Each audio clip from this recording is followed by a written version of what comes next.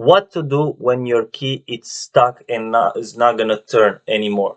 So I have a trick for you that is gonna work in 1 minute. I have a Vauxhall Astra that I tried to, to move the steering wheel and try to turn on the ignition, but it won't turn because the ignition is blocked.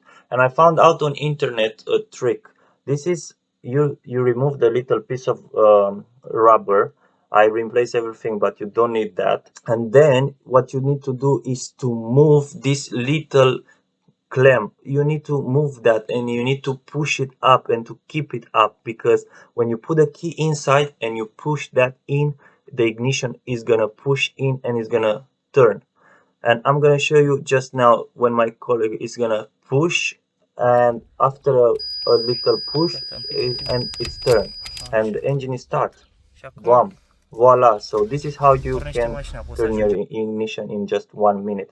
So now the engine is on, but the problem is gonna stay there, so you may have to change the ignition lock. So this is just a quick repair to go home or to go to the next garage and avoid breakdown recovery. Thank you for watching. I hope you found this useful. Please consider a subscribe and I'll see you in the next video.